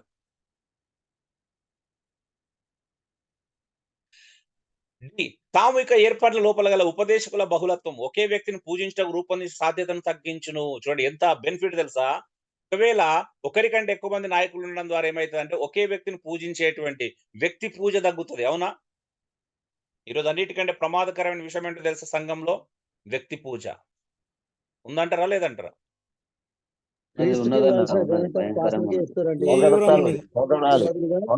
పొగడతలు చేయకపోతే వాళ్ళని ఉన్నీయరు. ఇక పొగడాలి. అయ్యగారు మీరు మామూలు కాదు అసలు. రెవరెండు, డాక్టరు, బిషప్ ఎన్నో పొగడతలు. ఉమ్. యథార్థంగా దేవునికి భయపడరు, యథార్థంగా కంటికి కనబడే పాస్టర్కే భయపడతారు చాలా విషయాల్లో. సో పాస్టర్లు కూడా అలవాటు చేసుకున్నారు ఒకరినొకరు పొగడడం మంచిగా. అయ్యగారు పొగడాలి, అయ్యగారు పుడుతూనే ఉండాలి ఎప్పుడు. అసలు పొగడతా పోతే నువ్వేం మాట్లాడటం రావట్లేదు అంటున్నారన్నా. ఉమ్. ఈ రోజు మనకి భక్తి కంటే భజన చాలా ఇష్టం అండి. ఎందుకంటే భజన బ్యాచ్ అంటే భజన చేయాలి, ఎవరికొకరికి ఎప్పుడు భజన చేస్తున్నాం మనకు అలవాటు. వాక్యం నేర్చుకోవడం కంటే భజన బాగా నేర్చుకున్నాం అనేది అనిపిస్తుంది అప్పుడప్పుడు నాకు, ఎక్కువగా అనుకోవద్దు. అవునయ్య, అవునవును. ఆయన చెడ్డ బోధ చేసినా మంచి మాటలు చెప్పిన అనాలే. 45 నిమిషాలు మనం గట్టిగా ప్రసంగించలేం. మనం మన మన గంట ప్రసంగంలో ఎన్ని అనవసరమైన మాటలు ఉంటాయో మనకు తెలుసు. రెండోది ఒకవేళ సేవకుల మీటింగ్ అయితే ఎంత భజన ఉంటుందో కూడా మనకు తెలుసు అందులో కదా. అవును, అవునన్నా. అవునండి. సో తప్పుగా అనుకోకండి, నేను చూసి విసుగుపోయి చెప్తున్నట్టు మాటలు ఇవ్వండి. ఓకే. బహిరంగ ఉపదేశంలో మొత్తం భారం ఉపదేశకుల బహుళత్వం మోయవాలని ఆశింపబడుచున్నారు కనుక అనేక మంది కాపలు పతనమవుచుంటూ జబ్బులో పడకుండా ఇది సహాయం చేస్తుంది. చాలా మంది పాస్టర్లు పతనం అవడానికి గల కారణం ఏంటి అంటే ఒత్తిడి అండి, భారము. సో బహిరంగ ప్రదేశం అంటే ఉపదేశంలో మొత్తం భారమును మోయాలని ఆదేశింపబడుచున్నారు కనుక ఏమవుతుంది, అనేక మంది కాపలు పతనం వచ్చిన జబ్బులో పడకుండా సహాయం చేస్తుంది. కానీ ఈరోజు చాలా మంది పాస్టర్లు పతనం అవడానికి గల కారణం ఏంటిదంటే కాపరి నిస్సత్వ గలవాడు సాధ్యతను తగ్గించును, నేర్చుకునే దానిని గంభీరంగా నెమరువేయటకు అతి తక్కువ సమయం కేటాయింపబడుచున్నది.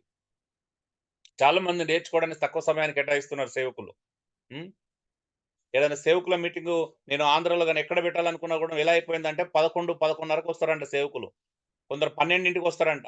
1-1:30 లోపు ముగించాలంటే 1:30కి మంచిగా నాన్ వెజ్ పెట్టి up and down bus charge కానీ పుస్తకాలు కానీ ఇస్తే రానంటున్నారండి. ఇలా ఉంది పాస్టల్ సెమినార్ పెడదామంటే. ఎంత భయంకరం అంటే నేర్చుకోవడానికి ఇంకా లేదు, గంభీరంగా నేర్చుకునేటువంటి పరిస్థితి లేదు, నేర్చుకునేది నెమరు వేసేటువంటి అవకాశాన్ని కూడా ఇచ్చుకోవట్లేదు. అందుకే అందును బట్టి ఏమవుతారంటే వారాంతానికి ముందే మరొక సందేశం క్రమంగా ఎప్పటి వల్ల సిద్ధం చేసుకోవాలి, ఒత్తిడి ఏర్పడుతుంది.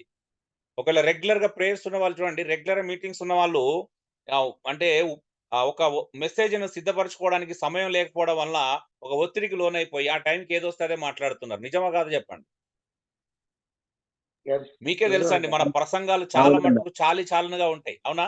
కనుక దీనితో కూడా బహుళత్వంలో గల ఇతర కార్యభారం బట్టి సగటు కాపరి సందేశం తరచుగా బలవంతం చేయబడింది లేక చాలీచాలని మామూలుగా ఉంటుంది, అవునా? మీకు తెలుసు ఇప్పుడు ఎక్కువ తిరిగే వాళ్ళకి ఏం ప్రాబ్లం ఉంటది అంటే మీ ఉపదేశాలను ఒకసారి పరిశీలించుకోండి, ఎంత చాలీచాలనగా ఉంటాయో, ఎంత మామూలుగా ఉంటాయో. కొన్నిసార్లు మీరు బలవంత పెట్టబడి ఆ ప్రసంగాలు చేస్తూ ఉంటారు. అసలు ఎంత ఇబ్బందిగా ఉంటాయంటే అందులో ఆత్మీయత ఉండదు, జీవం ఉండదు, ఏం మాట్లాడతారో కూడా తెలియదు, అవునా? అమ్మాయి తూతు మంత్రంగా అబ్బా ముగించడం అన్నట్టుగా ఉంటది. అవునయ్యా, అవును. పిట్టకథలు ఎక్కువ ఉంటాయి అన్న, పిట్టకథలు ఎక్కువ ఉంటాయి, లోక సంబంధమైన విషయాలు ఎక్కువ ఉంటాయి, ఏదో టైం పాస్. సో ఈ పరిస్థితి ఖచ్చితంగా పోవాలి. అందుకు మీకు సహాయం చేయడానికి మేమందరం సిద్ధంగా ఉన్నాం టీమ్‌గా. సో ఇలాంటి పరిస్థితి పోవాలండి. ఒకవేళ ఈ క్లాస్ అయిపోయిన తర్వాత నెక్స్ట్ మీకు ఇంటర్ప్రిటేషన్ ఆఫ్ బైబిల్ అంటే 6 లెసన్స్ అయిపోయిన తర్వాత అసలు హెర్మెటిక్స్ అనే టాపికే నేను చెప్పాలనుకుంటున్నాను. అది మీరు ఎంత డీప్‌గా నేర్చుకోగలిగితే మీకు అంత ఉపయోగకరంగా ఉంటుంది. సో ఇంక మీరు ఎవరి మీద ఆధారపడాల్సిన అవసరం లేదు. మీరు అద్భుతమైనటువంటి మీరే ప్రసంగకర్తలు అయిపోతారు. అద్భుతంగా మీరే అన్ని నేర్చుకోగలుగుతారు. నేను మీకు ఇంతకుముందు చెప్పినట్టుగా లోగడ చెప్పినట్టుగా మరొకసారి చెప్తున్నాను. మీరు ఆ సబ్జెక్ట్ మీరు ఎంత నేర్చుకుంటే మీ చేత నేను ఒక పత్రిక రాయిస్తానని కూడా చెప్పాను. మీరు ఆసక్తి కనబరిచి సీరియస్‌గా ఉండి నేను చెప్పిన హోంవర్క్ మీరు కరెక్ట్ చేస్తే మీరు ఆ పత్రిక రాసే స్థాయికి వస్తారు. లేదు అంటే ప్రేక్షకులుగా ఉంటా అంటే ఇంకెప్పుడు మీరు ప్రేక్షకులుగానే ఉండిపోతారు. అందులో డౌట్ లేదు. సో ఎందుకు మరి ఇప్పుడు మీరు 3-4 మీటింగులు పెట్టుకున్నారనుకోండి, ఇక్కడ ప్రసంగించాలి, అక్కడ ప్రసంగించాలి. అందుకే చూడండి మీకు తెలియకుండానే కొన్నిసార్లు ఇక్కడ ప్రసంగం అక్కడ, అక్కడ ప్రసంగం ఇక్కడ, మొత్తానికైతే మేనేజ్ చేసుకుంటున్నారు కానీ మీరు ఎక్కడ సిద్ధపడుతున్నారు చెప్పండి? అవునా కదా? అవునన్నా. 4-5 ప్రసంగాలు ఉంటే సరిపోతది మనకు. అన్ని మేనేజ్ చేస్తాం. ఇక్కడిది అక్కడ, అక్కడిది ఇక్కడ మేనేజ్ చేసేసుకుంటాం. నిజమా కాదే చెప్పండి? నిజం అన్న. కొత్తది ఉండదు మన దగ్గర, అవునా? పరిశోధించారు, నేర్చుకోవడానికి ప్రయత్నం చేయరు. మనకు ప్రాబ్లం ఉంది. అందుకే మనకున్న పెద్ద దరిద్రం ఏంటో తెలుసా? ఈ 500 ప్రసంగాలు, 250 ప్రసంగాల పుస్తకాలు కనుకొచ్చుకుంటారు. పాస్టర్ల ఇంట్లో ఏమున్నా లేకపోయినా ఈ ప్రసంగాల పుస్తకాలు ఉంటాయి. వాటి మీద డిపెండ్ అవుతాం. అవి కాకపోతే ఇప్పుడు యూట్యూబ్ ఛానళ్ళు చాలా వచ్చేసినాయి కాబట్టి ఏదో ప్రసంగం 5 నిమిషాలు వినేసి 10 నిమిషాలు వినేసి దాన్నే మక్కి ఇంకొక దగ్గర చెప్పేసుకోవచ్చు. ఏమంటారు? కష్టపడాల్సిన అవసరం ఏముందండి ఈరోజు? అన్ని రెడీమేడ్ దొరుకుతున్నాయి అన్న, అన్ని రెడీమేడ్ దొరుకుతున్నాయిగా.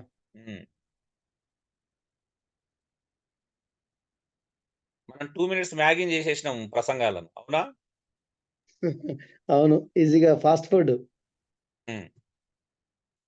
మరి పిల్లోనికి పడతదా? పడదా? రోజు మ్యాగీలు పెడితే ఏమైతాడని మాకు భయం లేదు. 2 నిమిషాలు అయిపోయిందా లేదా? అవునా? ఈజీ. చాలా ప్రమాదం ఫాస్ట్ ఫుడ్ వల్ల.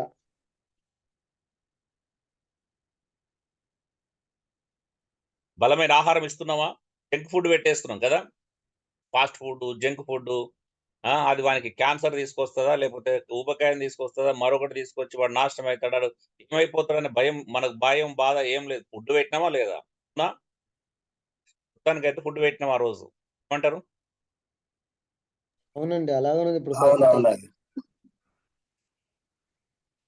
సో ఇది పరిస్థితి అండి. ఓకే. ఇప్పుడది అత్యంత ప్రధానమైన విషయంలోకి వచ్చాం. నేను జస్ట్ ఇంట్రడక్షన్ చెప్పి ముగిస్తాను ఇక్కడ. పాస్టర్ల యొక్క నియామకం. మరి ఎలాగా? పెద్దలు లేక పాస్టర్ల నియామకం. దేనిని బట్టి పెద్దలను నియమిస్తాం? అసలు సమస్య ఇక్కడికి వచ్చేసినాం. ఓకే. దేనిని బట్టి పెద్దలను నియమిస్తాం? అర్హత ఆధారం చేసుకొని పెద్దలు నియమించాలి. సంఘంలో నాయకులు అవ్వడానికి గల అర్హతలేంటి? ఒకసారి ఆలోచన చేద్దాం. నేను ఇంట్రడక్షన్ చెప్పి మాత్రం ముగిస్తాను. రేపు మనం వివరంగా చూస్తాం. ఒక్కొక్క పాయింట్ చూద్దాం. ఓకే. స్థానిక నాయకత్వం లేదా పెద్దరికం అంటాం దీన్ని. స్థానిక నాయకత్వం అంటే స్థానిక సంఘములో ఉండే నాయకత్వం గురించి మనం నేర్చుకోబోతున్నాం. స్థానిక నాయకత్వంలో పెద్దరికం చేసేవారు ఎవరు? పెద్దరికం అనేది ఎక్కడి నుండి వచ్చింది? వాళ్ళకు అర్హతలు ఏంటి అనే విషయాలు మనం చూద్దాం. ఒక 3 ప్రశ్నలు. నేటి సంఘాలలో ఒక వ్యక్తి కాపరిగా ఎలా నియమించబడతాడు? 3 లేదు 4 జవాబులు చెప్పండి. సింపుల్ గా చెప్పండి. నేను జవాబు అడిగినప్పుడు లైన్ అంటే లైన్, మళ్ళీ వివరణ ఇవ్వకండి. ఇప్పుడు ఏదైనా పాయింట్ అడిగినప్పుడు పాయింటే చెప్పండి. ఓకే. నేటి మన సంఘాలలో ఒక వ్యక్తి కాపరిగా ఎలా నియమింపబడతాడు? 3 లేదా 4 జవాబులు చెప్పండి దయచేసి. దేవుని పిలుపు ద్వారా. ఓకే. దేవుని పిలుపు ద్వారా. Very good. ఇంకా నెక్స్ట్ ఇంకో 2 మాట్లాడండి. ఒకరు చెప్పారు కదా, మరొకరు మాట్లాడండి. ఒకటి దేవుని పిలుపు అన్నారు. ఓకే. నెక్స్ట్ ఇంకా